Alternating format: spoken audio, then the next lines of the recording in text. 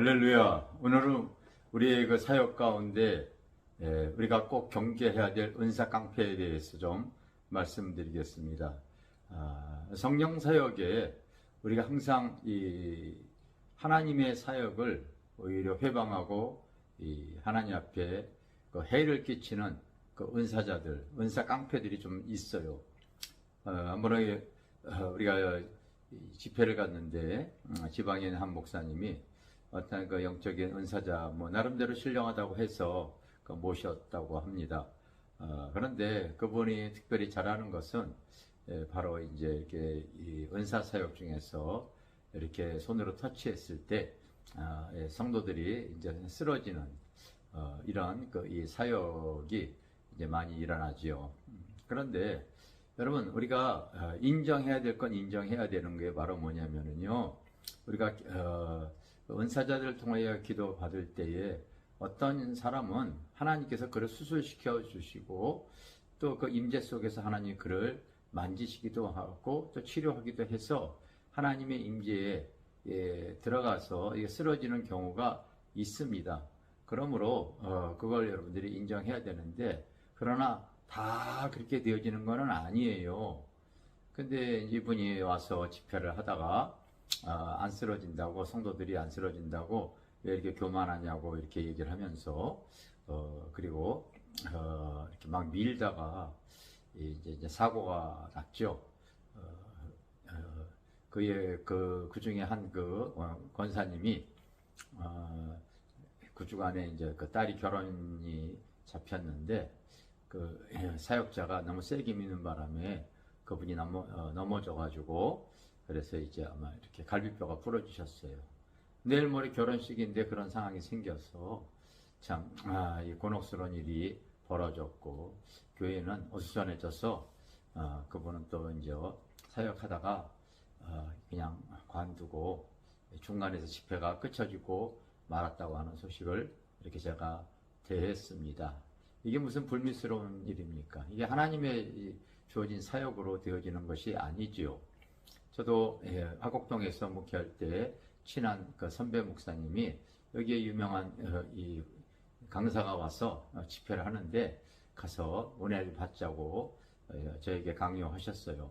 그래서 마침 시간이 돼서 참석을 했는데, 그분이 이렇게 안수할 때 이렇게 사람들이 쓰러지더라고요. 근데 저는 아무 무슨 감동이나 이런 게 오질 않아서 그냥 앉아 있었습니다. 그랬더니 목사님이 그냥 누우시라고 그러더라고요. 그래서 왜요? 그랬더니 눕지 않으면 밥 안 줘. 난 참 그런 얘기를 들을 때에 참 이게 터무니없습니다. 내가 다시 얘기합니다. 우리가 이 하나님의 은사를 통하여 안수받을 때에 성령의 기름 부음으로 하나님께서 그 영혼을 터치하여서 하나님의 임재로 들어갈 수가 있습니다. 하나님 수술시키는 사람도 있어요. 그러나 다가 아니에요. 그렇기 때문에 그런 어떤 그 은사를 통하여 자기가 신령한 것을 드러내려고 하는 것, 그거 여러분 분별할 줄 아셔야 되는 줄 믿습니다.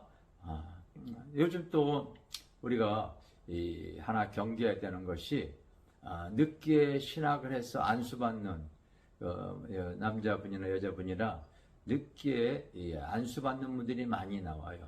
그게 어떤 은사자를 통하여서 이제 생겨지는 부분들인데, 되게 이제 자기 어떤 문제나 아픔이나 어떠한 삶의 혼란이 심할 때에 그 은사자를 타가서 예언 기도나 어떤 상담을 할 때에 사명 감당하지 않아서 그래, 이런 얘기 나옵니다. 늦게라도 사명해야지, 이와 같은 얘기들을 하는 거예요. 이게 다 여러분 이 은사자들이 저지르는, 나는 잘못된 은사 깡패와 같은 짓이라고 저는 이렇게 감히 말하고 싶은데, 우리가 여러분 이거 하나만 잘 분별해 보시면 압니다. 나는 그분이 그래서 늦게 이제 신학하시는 분들은 다시 제가 만날 때에 그 직분 내려놓으세요. 제가 그렇게 얘기를 합니다. 보통 50이 넘어서 거의 이렇게 어떤 은사자들을 통하여서 이제 신학의 길을 걸어가고 그럴 때에 거의 하나님 앞에 이 제대로 쓰임받는 분을 제가 찾아보기 힘듭니다. 정말 힘들어요. 그래서 늦게 신학하시는 분들 이런 걸 한번 생각해 보십시오. 왜 힘드냐면요. 그 이전에 내가 50 이전에 내가 신앙생활을 하면서도 세상에 길들여진 나의 모습을 생각해 보십시오. 경건의 훈련이 전혀 안 되어져 있잖아요.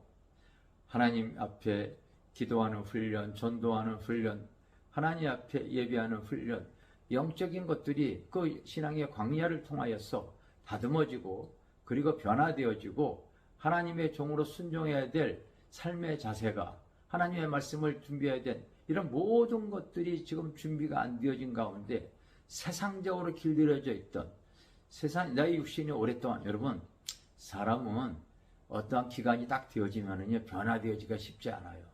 그래서 하나님께서 쓰시는 사람은요 일찍 하나님께서 선택을 하셔서 30대 40대까지 훈련을 마치고 하나님과 소통하는 사이가 되어지면은요 그 종을 쓰시잖아요. 그래서 좀 이렇게 하나님 앞에 나아가게 되어지는데 늦게 이제 하나님의 부르심을 통하여서 하나님 일을 한다고요? 거의 불가능합니다. 그런데 그 은사자들을 통하여서 고아타는 얘기를 듣고 늦게나마 이제 신학의 길을 걸어가서 이 목회하시는 남자 목사님이나 여자 주의 정도 요즘 굉장히 급증하고 있습니다. 급증하고 있는데 다들 그 어떤 은사자들을 통하여서 그 잘못된 예언 기도를 통하여서 사실은 목회에 그 외롭게 힘들게 어렵게 목회하시는 분들이 급증하고 있는 것에 대해서도 저는 그 잘못된 어떤 은사자들에 의해서 생겨지는 일이다. 저는 그렇게 봐집니다. 또 은사깡패가 하는 일 중에 하나가 바로 뭐냐면요.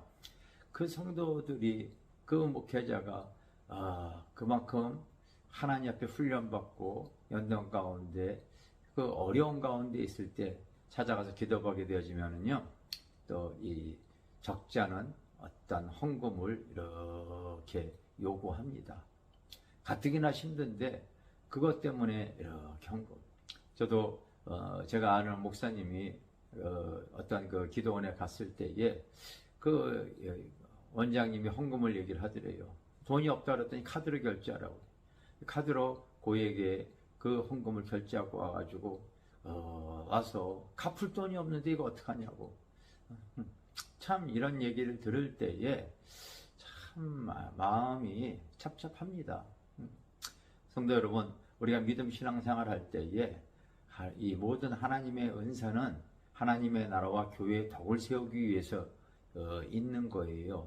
그런데 내가 힘들고 어렵고 공고할 때에 어떤 은사자들 살아갔을 때 돈을 요구한다고 그러든지 사명을 갖지 않아서 그래. 우리 누구나 다 사명자입니다. 그거 아셔야 돼요. 다 하나님 앞에 맡긴 사명이 다 있어요. 그런데 꼭 신학 가서 목사가 되어야지만이 사명입니까? 그거 절대 아닙니다. 그래서 이런 것들을 여러분들이 잘 생각하셔서 은사깡패에게 내 영혼들이 상처를 입지 말기를 주님의 이름으로 내가 바라겠습니다. 감사합니다.